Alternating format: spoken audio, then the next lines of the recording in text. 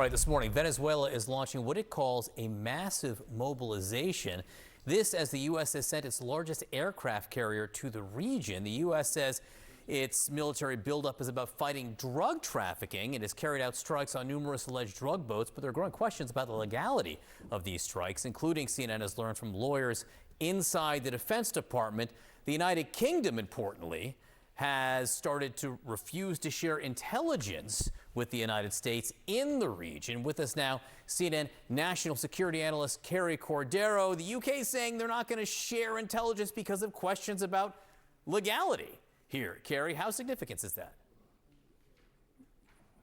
I think it's really important development, John, for a variety of reasons. One, the UK is one of, if not the most important intelligence sharing partner that the United States has, not just related to this specific issue, but broadly across a wide range of global security issues.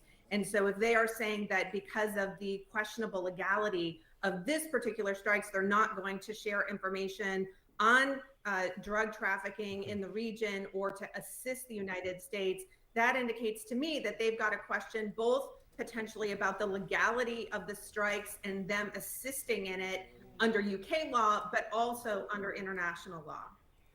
When the United Kingdom talks about or questions the legality of the strikes, or when Senator Rand Paul of Kentucky questions the legality of these strikes, what exactly are they questioning? What are they saying is not legal? So I think there's probably different perspectives from Senator Paul than from a foreign partner. When it comes to Senator Paul, what he's looking at is the constitutional issues. So the administration is arguing that the president has authority under Article 2 of the Constitution to unilaterally make the decision to make these strikes. What Senator Paul would be arguing is that Congress has a role here under the War Powers Act, and therefore there should be congressional authorization for these military strikes. From the foreign perspective, I would imagine that the UK government is looking at both whether the strikes would be lawful under their own law. In other words, intelligence agencies, particularly Western ones, they are not going to want to provide intelligence to something that would be illegal for them to do themselves. And then there's the question that, according to our reporting, the UK government is looking at, which is the question of international law.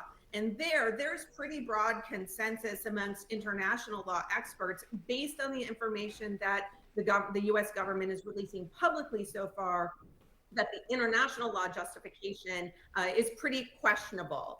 And that would be because the international law assessment would look as to whether these strikes are necessary, whether they're proportional, i.e. taking into account potential civilian deaths that are implicated. Very quickly, Carrie, if the UK is already suspending its sharing, will other countries likely follow? I think that's a real worry from a national security perspective, from a U.S. intelligence community perspective. The UK is one of a really small group of close intelligence sharing partners known as the Five Eyes. And so I would be looking in the coming days and weeks to see whether Canada, for example, alters its position. Obviously, New Zealand, Australia, the other member of the Five Eyes, are in a different region of the world, but I do wonder whether that intelligence sharing partnership is really under strain at this time. Carrie Cordero, thank you very much. We've got